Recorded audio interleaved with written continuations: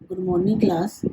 कल हमने लेसन में पढ़ा था कि कैसे ब्रिटिश कंपनी ने, ईस्ट इंडिया कंपनी ने अपना रूल कैसे कायम किया इंडिया में। वो शुरू में ट्रेडिंग कंपनी बन के आए थे, व्यापार करने के लिए आए थे, और धीरे धीरे जो है उन्होंने इंडियन स्टेट्स के ऊपर कब्जा करना शुरू कर दिया। नेक्स्ट उनका टारगेट था मैसूर। मैसूर में उस समय हैदर अली और टिप्पू सुल्तान जो थे, उन्होंने उनकी स्ट्रॉन्ग पावर थी। उन्होंने अपने एरिया को, अपने किंगडम को बहुत अच्छी तरह से स्ट्रेंथ से कवर किया हुआ था। इन 1785 टिप्पू सुल्तान 1785 में टिप्पू सुल्तान ने जो है अपने पोर्ट के, मैसूर के पोर्ट पे जो है ब्रिटिश कंपनी को उनका सैंडलवुड, पेपर, कार्डमम ये बेचने के लिए मना कर दिया।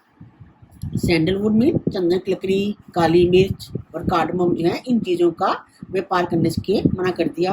और इसके साथ साथ और भी जो मर्चेंट से वहाँ के, उनको भी ये मना कर दिया कि वो ब्रिटिश कंपनी के साथ किसी भी तरह का व्यापारिक संबंध ना रखें।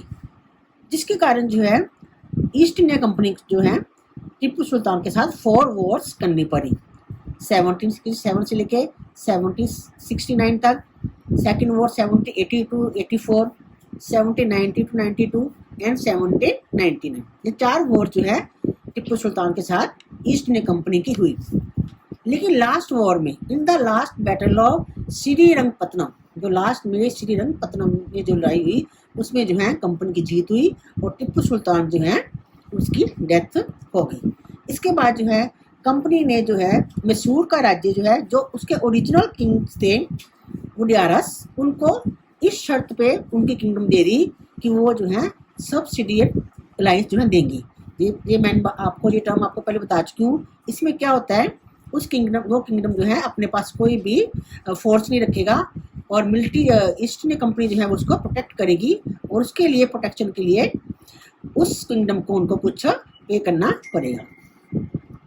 नेक्स्ट हमारा पॉइंट है वॉर विद मराठास। इसके बाद धीरे धीरे जो है ईस्ट इंडिया कंपनी जो है मराठास की तरफ बढ़ी। उस समय जो है मराठा भी बहुत पावरफुल थे और वो चाहते थे कि दिल्ली के ऊपर, क्योंकि मुगल जो है, मुगलों की पावर कम होती जा रही थी, वो डिक्लाइन होते जा रहे थे, तो मराठा जो है वो भी दिल्ली को कब्जा करना चाहते थे। लेकिन क्या हुआ, बैटल ऑफ पानीपत 1761 में पानीपत की लड़ाई हुई, जिसमें मराठा हार गए और फिर उसके बाद जो है उनकी पावर कम होगी और वो जो है अलग अलग 4 डायनेस्टी में, सिंधिया, होलकर, गायकवाड़, भोंसले, इन 4 डायनेस्टी में बट गए।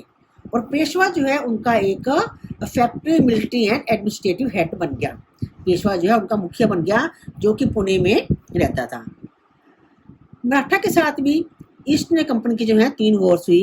पहली war, the first war ended in 1782। पहली वॉर जो है 1782 में होने के बाद जो है ट्रीटी ऑफ सलबाई, एक उनकी संधि हुई आपस में ईस्ट इंडिया कंपनी और मराठा की, उसके साथ खत्म हुई। In the second Anglo Maratha war the British gain Odisha, Agra and Delhi. जब उनकी सेकेंड वॉर हुई मराठा के साथ ईस्ट इंडिया कंपनी की, उन्होंने जो है उड़ीसा को और जमुना के नॉर्दर्न एरिया जो है आगरा और दिल्ली, उनको कवर कर लिया।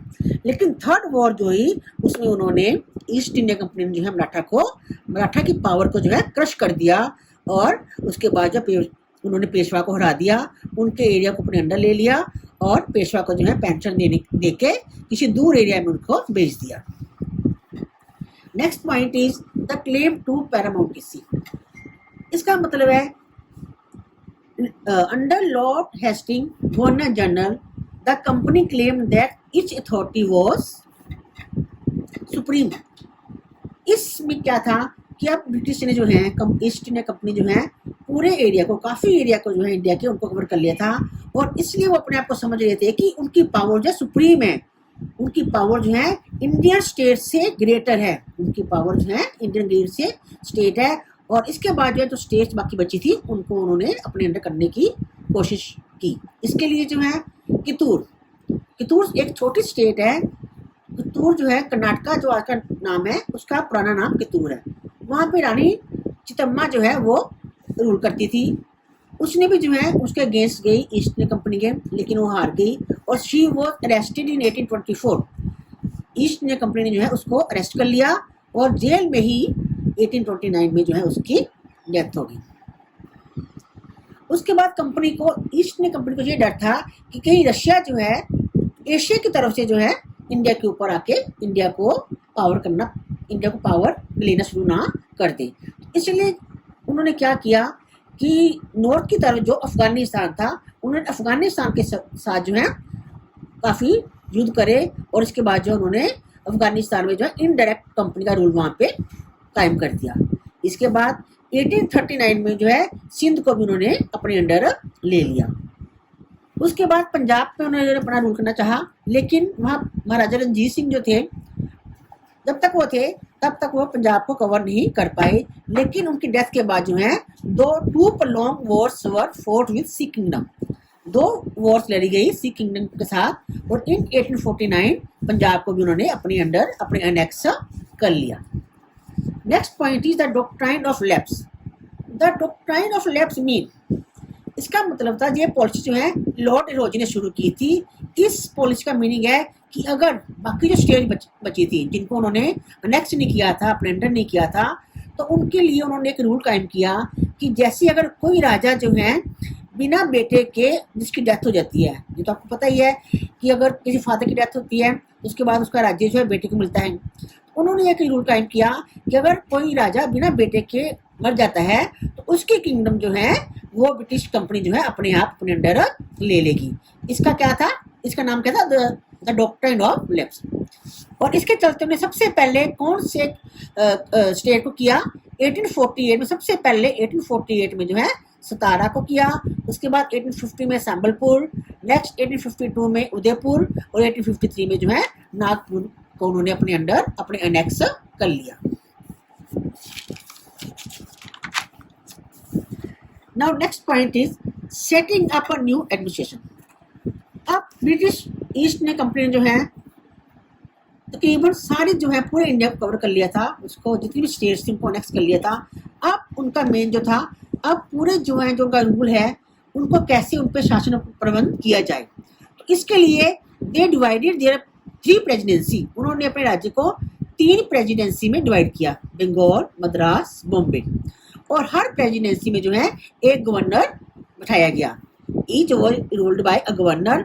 और तीनों प्रेसिडेंसी जितनी भी तीनों पूरी थी, और सबसे ऊपर जो था वो उनका हेड कौन था, गवर्नर जनरल। तो सबसे फर्स्ट गवर्नर जनरल कौन थे, Warren Hastings. Warren Hastings was the first governor general.